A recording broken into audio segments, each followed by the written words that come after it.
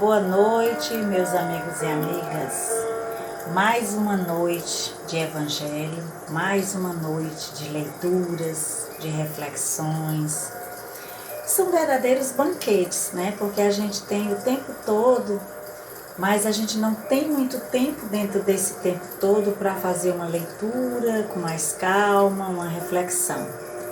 Então a nossa de hoje, dando continuidade ao nosso estudo do Vinha de Luz, é aquela velha conhecida nossa do Evangelho, a porta estreita. E essa porta estreita é difícil de passar por ela, né?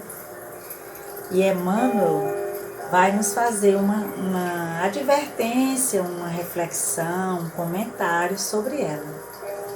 E ele traz o Evangelho de Lucas, né, para abrir a porta, dizendo: porfiai por entrar pela porta estreita, porque eu vos digo que muitos procurarão entrar e não poderão.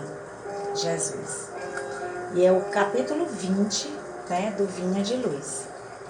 Diz assim: antes da reencarnação necessária ao progresso, a alma estima, na porta estreita, a sua oportunidade gloriosa nos círculos carnais. Reconhece a necessidade do sofrimento purificador, anseia pelo sacrifício que redime, exalta o obstáculo que ensina, compreende a dificuldade que enriquece a mente e não pede outra coisa que não seja a lição, nem espera senão a luz do entendimento que a elevará nos caminhos infinitos da vida. Obtém o vaso frágil da carne, em que se mergulha para o serviço da retificação e do aperfeiçoamento. Reconquistando, porém, a oportunidade da existência terrestre, volta a procurar as portas largas por onde transitam as multidões. Fugindo à dificuldade, empenha-se pelo menor esforço. Temendo o sacrifício, exige a vantagem pessoal. Longe de servir aos semelhantes, reclama os serviços dos outros para si. E, no sono doentio do passado, atravessa os campos da evolução sem algo realizar de útil, menosprezando os compromissos assumidos. Em geral, quase todos os homens somente acordam quando a enfermidade lhe requisita o corpo às transformações da morte. Ah, se fosse possível voltar, pensam todos.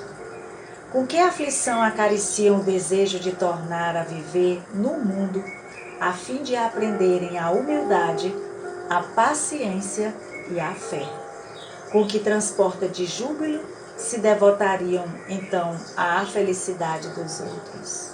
Mas é tarde, diz Emmanuel. Rogaram a porta estreita e receberam-na. Entretanto, recuaram no instante do serviço justo. E porque se acomodaram muito bem nas portas largas, volvem a integrar as fileiras ansiosas daqueles que procuram entrar de novo e não conseguem. Daí porque eu lembrei que era uma advertência, porque o que Emmanuel está dizendo é que antes de reencarnar, nós traçamos um compromisso e um plano de trabalho, para aqui vivermos as experiências na carne sem fugir das mais dolorosas, dos testemunhos, né, que a fé espera de nós. E aí escapamos da porta estreita, que é dolorosa, né, que nos dá mais trabalho, que não tem todos os confortos, e caminhamos para a porta larga. Aí ele diz: e só vão se dar conta quando desencarnam.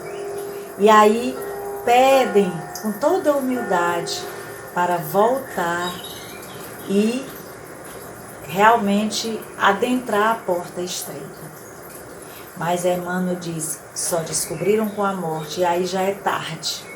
E aí precisa realmente de voltar e fazer de novo e fazer bem feito. E fazer de novo e fazer bem feito à luz do Evangelho é uma dedicação amorosa, generosa com o trabalho do Cristo. Por nós, para nós, pelo nosso melhoramento, para rompermos os grilhões que nos prendem ao passado equivocado. Fica essa mensagem, a porta estreita, que é tão bem e quantas vezes lida no Evangelho segundo o Espiritismo, mas que poucos de nós seguem. Quando estamos a braços com os problemas, gostaríamos que a porta fosse bem larga. Pensemos nisso e tenhamos uma noite agradável de segunda-feira. Boa noite, irmãos.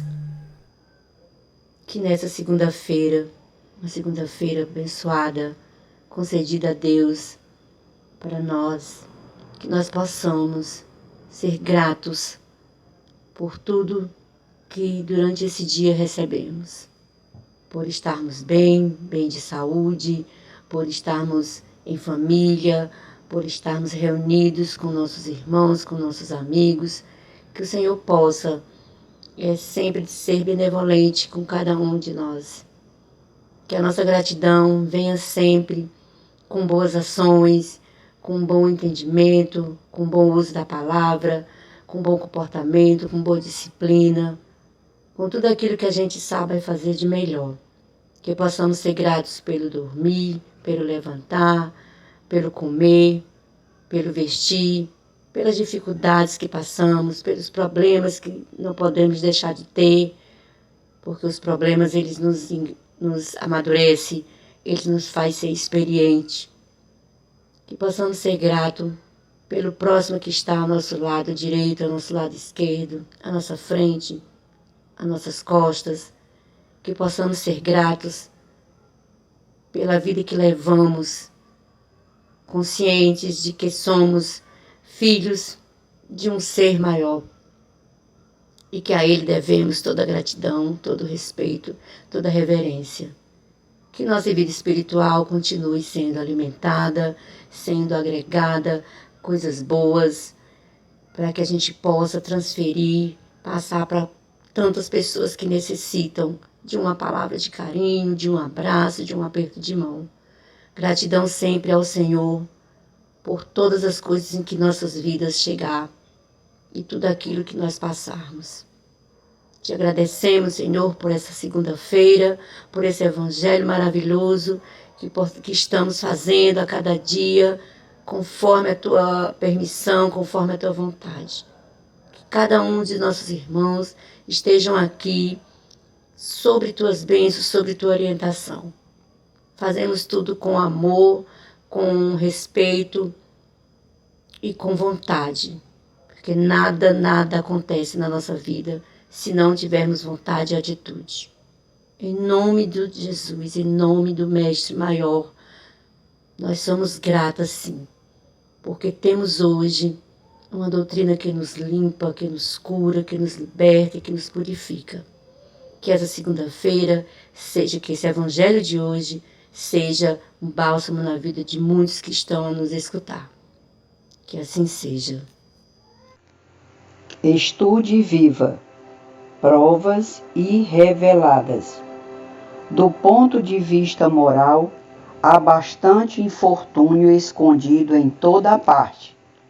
Nos ambientes mais diversos, nos momentos em que menos se espera, com as pessoas fisionomicamente mais seguras de si, a aflição desponta inesperada e o pranto pode estar surgindo às ocultas. Desilusão, moléstia, revolta e desalento em muitos casos não afluem à face das circunstâncias exteriores. Familiar decepcionando com o noticiário desairoso que vem a saber com respeito ao parente querido. Jovem agoniada na frustração de projetos matrimoniais. Pai fustigado pela doença incurável de um filho. Mãe ansiosa pela reconciliação impraticável com o pai de sua prole. Cavaleiro bem posto, mas absolutamente inconformado com a deficiência física de que se sabe portador, sem que os outros percebam. Viúva atormentada pela falta de garantias no lar. Cônjuge que não mais confia na companheira de 20 anos. Homem ferido pela consciência na fase de transição entre um passado recente de erros e um futuro de maiores acertos. Chefe enfermo de família numerosa, repentinamente desempregado. Criatura robusta e aparentemente normal, envolvida em tramas de obsessão. Aprendamos com a doutrina espírita que o pretérito se reflete no presente e que a lei de causa e efeito funciona em qualquer paisagem social, em qualquer pessoa, em todos os bastidores profissionais e todos os dias. Ponderemos nisso, a fim de não faltarmos com o apoio devido à harmonia que nos cabe manter nos domínios da vida.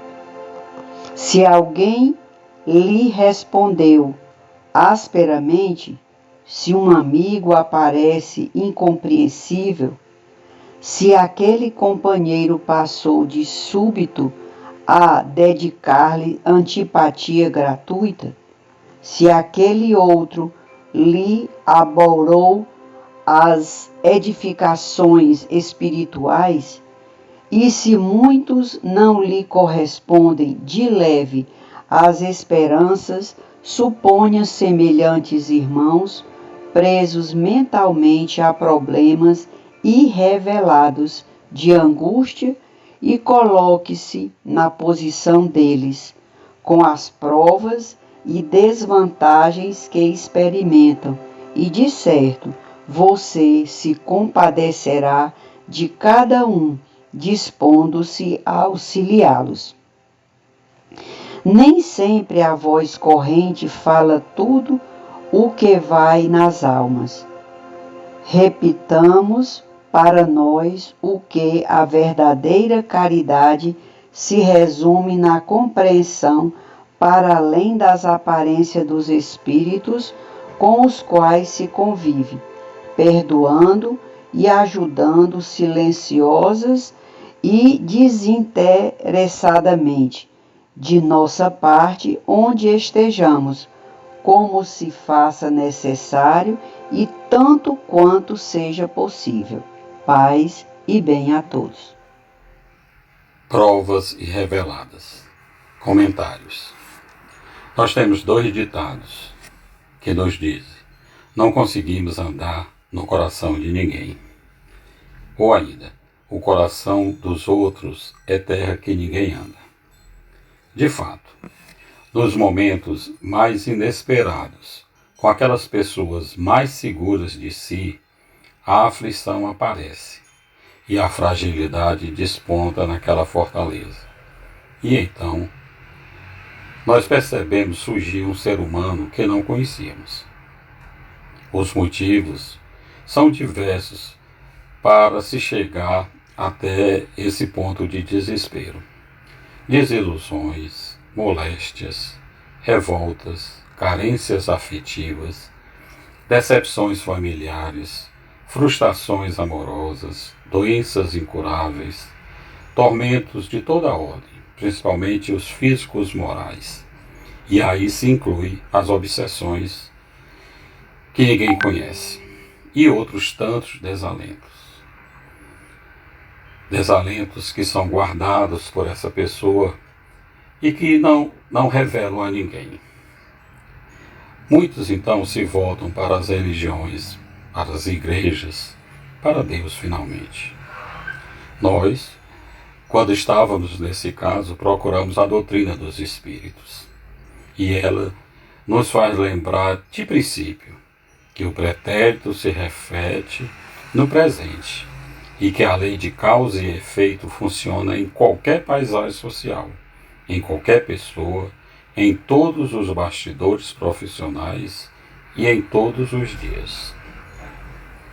Então, a par dessa lei muito dura, contudo justa, ponderemos que as relações e as reações que nos atingem no nosso dia a dia, de pessoas que não nos respondem de maneira satisfatória, quando alguém nos respondeu asperamente, se um amigo nos parece incompreensivo, se o companheiro passou de súbito a dedicar-nos antipatia gratuita, se passar a sofrer de outros as incompreensões nas nossas edificações espirituais, e se muitos não nos correspondem os carinhos fraternais de uma convivência sadia. Surge daí a pergunta: será que esses irmãos, que essas pessoas que estamos tratando, não estão presos mentalmente a problemas irrevelados? O que fazer então para auxiliá-los? E aí nós temos uma figura que nós conhecemos bastante, a empatia. E o que é então a empatia?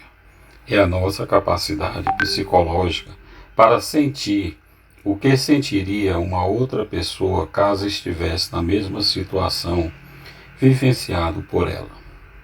Consiste em tentar compreender sentimentos e emoções, procurando experimentar de forma objetiva e racional o que sente o outro indivíduo. Ponderemos nisso, a fim de não faltarmos com o nosso apoio devido à harmonia que nos cabe manter nos domínios da vida. É isso que a doutrina espírita nos ensina e espera que nós possamos fazer dessa forma. É desse jeito que conseguiremos chegar ao coração desses amigos, desses irmãos, e tentar resolver os problemas dessas provas irreveladas. Boa noite, amigos, paz e bem a todos. E aqui, Senhor Jesus, mais uma vez nós estamos reunidos em Teu nome para Te agradecer pelo dom da vida. E hoje, Senhor, nós Te suplicamos para intervir sobre os nossos momentos de aprendizado nesse planeta que nós merecemos estar. Abençoa, Senhor, todos os assistidos, todos os trabalhadores do Centro Espírita Cearense, para com que cada um deles se sinta confortado com Tuas bênçãos e Tua luz, intuindo em cada um que esses momentos de dificuldade, que é um aprendizado de vida, e que ele tenha consciência que tem voz, Pai, para aliviar, para ajudar nesta caminhada de aprendizado. Ilumina, Senhor, com a Tua luz que jamais se apagará nos corações dos nossos irmãos, a luz do amor, da caridade e do perdão. E assim, Senhor, nós Te agradecemos por tudo que Vós fez e Vós faz em nosso benefício, e que assim seja. Divino Mestre, nesse momento de transição do planeta, quando se torna tão difícil entender o porquê dos acontecimentos que assolam a humanidade, de modo especial, pedimos pelas famílias do Brasil que vossa misericórdia repleta de bênçãos possa espargir luzes, beneficiando todos os lares, sem distinção, daquele que crê no mundo melhor ao mais incrédulo. Seja a luz do entendimento a motivação para a transformação moral de todos. Só assim a sociedade brasileira poderá tomar novos rumos, buscando a paz, a igualdade e, principalmente, a fraternidade. Que predomine em nossos gestores o senso de justiça, do amor, da caridade.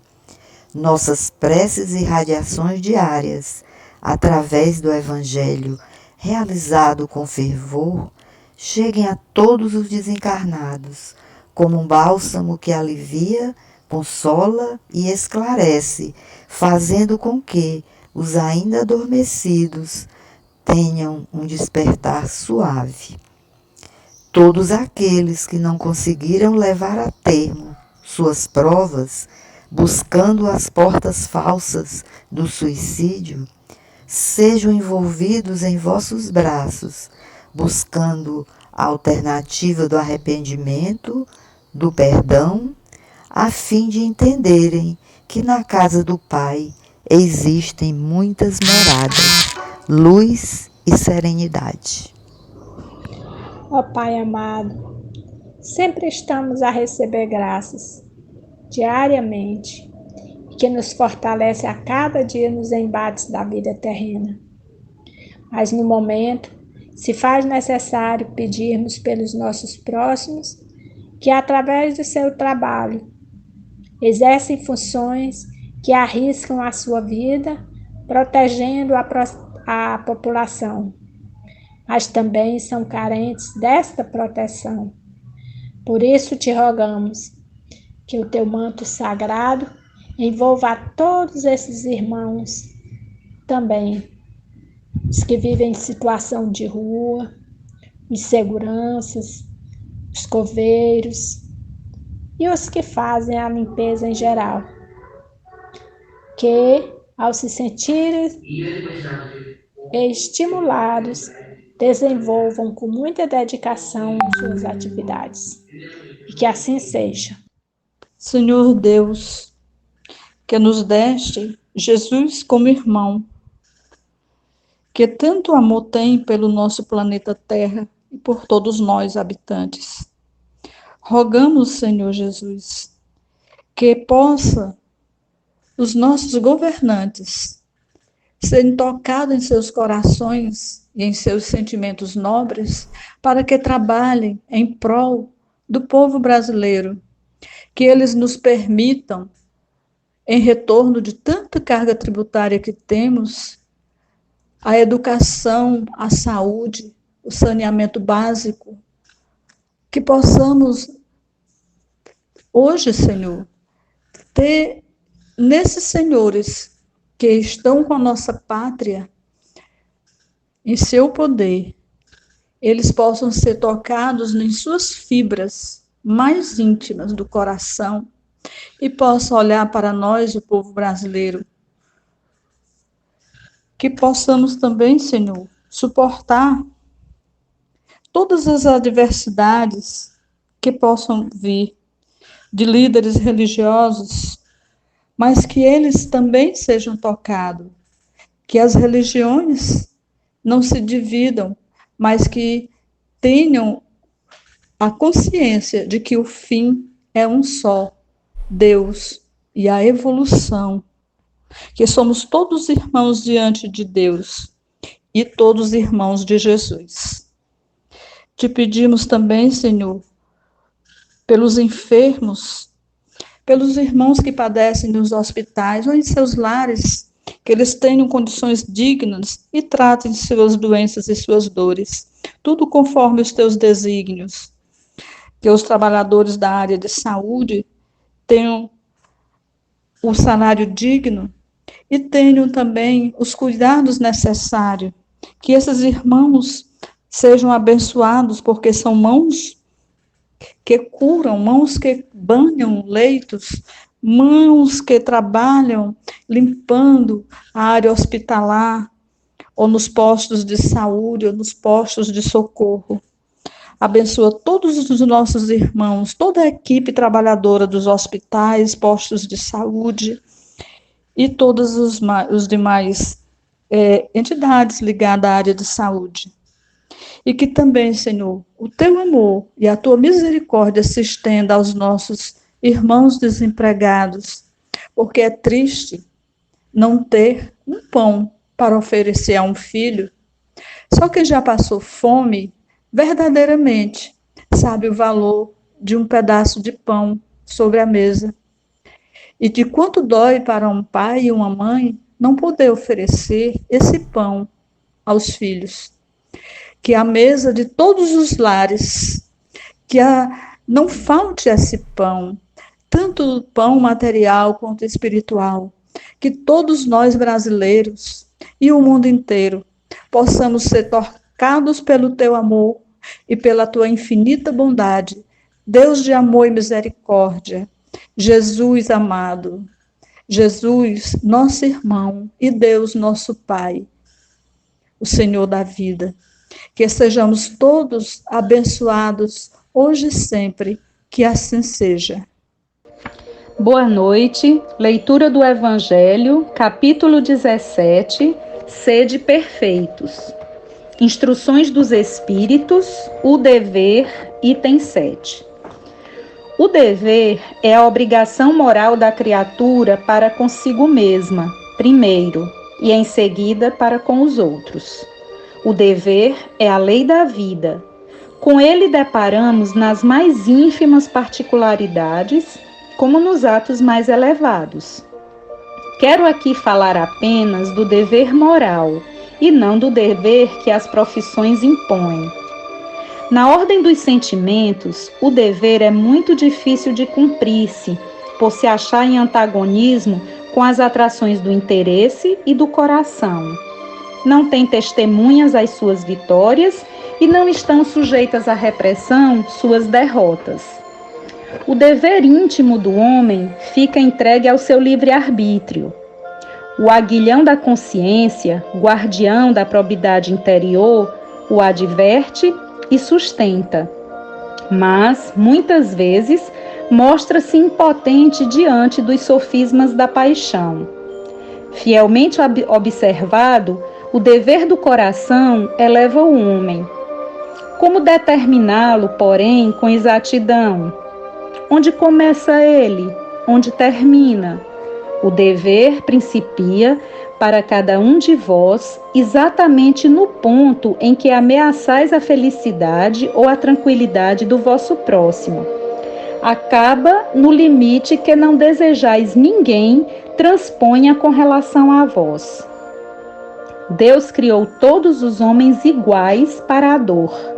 Pequenos ou grandes, ignorantes ou instruídos, sofrem todos pelas mesmas causas, a fim de que cada um julgue em sã consciência o mal que pode fazer. Com relação ao bem, infinitamente vário nas suas expressões, não é o mesmo critério. A igualdade em face da dor é uma sublime providência de Deus que quer que todos os seus filhos, instruídos pela experiência comum, não pratiquem o mal, alegando ignorância de seus efeitos. O dever é o resumo prático de todas as especulações morais. É uma bravura da alma que enfrenta as angústias da luta. É austero e brando, pronto a dobrar-se às mais diversas complicações. Conserva-se inflexível diante das suas tentações. O homem que cumpre o seu dever ama a Deus mais do que as criaturas e ama as criaturas mais do que a si mesmo. É a um tempo juiz e escravo em causa própria. O dever é o mais belo laurel da razão. Descende desta como de sua mãe o filho. O homem tem de amar o dever, não porque preserve de males a vida, males aos quais a humanidade não pode subtrair-se, mas porque confere à alma o vigor necessário ao seu desenvolvimento. O dever cresce e irradia sob mais elevada forma, em cada um dos estágios superiores da humanidade. Jamais cessa a obrigação moral da criatura para com Deus. Tem esta de refletir as virtudes do Eterno, que não aceita esboços imperfeitos porque quer que a beleza da sua obra resplandeça a seus próprios olhos. Lázaro, Paris, 1863. Boa noite, caro irmão, cara irmã. Que Deus te dê a tua paz. Qual é o meu dever? Costumeiramente, perguntamos: quais seus limites? Mas Lázaro nos traz algumas orientações ricas. O dever inicia no ponto onde eu estou ameaçando a felicidade ou a tranquilidade de alguém. E o final é onde eu não quero, não aceito que alguém transponha em relação a mim. E às vezes, para nos situar a respeito, nós temos algumas outras perguntas. Às vezes queremos além do que merecemos, esquecemos nossas responsabilidades, nossos direitos. Ou lembramos muito dos nossos direitos e esquecemos nossos deveres, nossas responsabilidades. E para facilitar a percepção nossa de direitos, de deveres, o Pai nos dá uma irmã rica para nos levar à percepção de sermos todos filhos de Deus, amados da mesma forma, mas também cobrados da mesma forma. E coloca-nos a irmandor. A irmandor é esse instrumento que o Pai, na sua misericórdia, coloca em nossas vidas para que percebamos aonde os nossos limites foram transpostos ou os transpuseram em relação a nós. Daí, todos nós, no nosso planeta ainda de provas e expiações, termos a irmandor para nos situar como estamos caminhando, vivendo, realizando as nossas responsabilidades no contexto das nossas encarnações. A irmandor torna-se muitas vezes o freio, nos levando a uma reflexão, a uma análise, uma autoavaliação, ou as revoltas e às vezes dores maiores. E para que a gente possa perceber ainda quando estamos realmente cumprindo esse dever, Lázaro nos traz outra forma de avaliá-lo. O homem que cumpre seu dever ama mais a Deus do que as criaturas, e as criaturas mais do que a si mesmo. Será que esse achado que Lázaro nos traz não é apenas uma outra forma de percebermos, de entendermos, de analisarmos a lei magna? Amar a Deus sobre todas as coisas, de todo o coração, de todo o entendimento, com todas as forças, mas amar ao próximo como a nós mesmos. Então, nosso dever maior é viver isso, é viver esse amor. E como é que eu vou poder amar se ainda não perdoo? Se ainda não aceito? se ainda não respeito? Esse dever, para vivenciá-lo em plenitude, é difícil porque nos falta ainda outras descobertas, outras vivências. A caridade ou amor praticado, vivenciado, é nosso grande foco. Mas para viver essa caridade, para viver esse amor, há pré-requisitos: o perdoar, o aceitar, o compreender, o respeitar e respeitar-se. A paciência, a compreensão. Então, são as nossas virtudes que ainda nós muitas vezes queremos que o Pai nos dê pronta, ou nos as dê incompleto. Só que o Pai, na sua sabedoria, nos deu em sementes.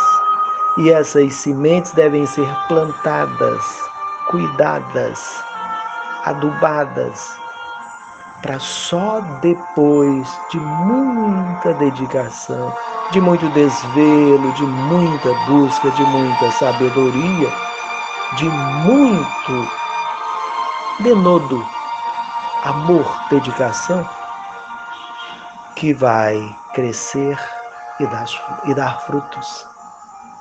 Que o Pai nos ajude nesse objetivo e que possamos vivenciar esse dever. Caro irmão, cara irmã, que Deus te dê a tua paz. Assim seja. Divino Mestre Jesus, é com o coração jubiloso pelos ensinamentos ora recebidos que damos continuidade a este momento singular para dizermos em uma só voz: obrigada, irmão maior, pelo caminho e verdade que nos doaste com a boa nova.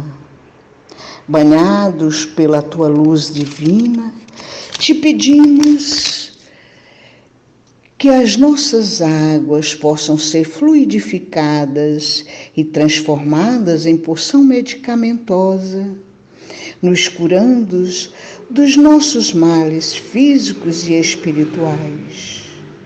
Demos graças a Deus por este encontro amoroso. Boa noite, meus irmãos, do livro Minutos de Sabedoria, item 74. Sem esforço de nossa parte, jamais atingiremos o alto da montanha. Não desanime no meio da estrada. Siga à frente, porque os horizontes se tornarão amplos e maravilhosos à medida que for subindo. Mas não se iluda, pois só atingirá o cimo da montanha se estiver decidido a enfrentar o esforço da caminhada. Fica conosco, Senhor, hoje e sempre, e que assim seja.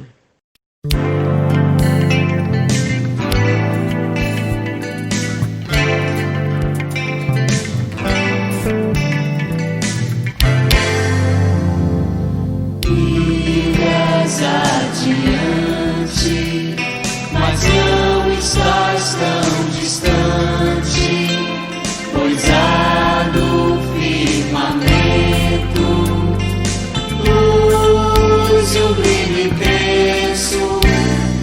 Vejo braços bem ao longe, nas mãos marcas feitas em sangue.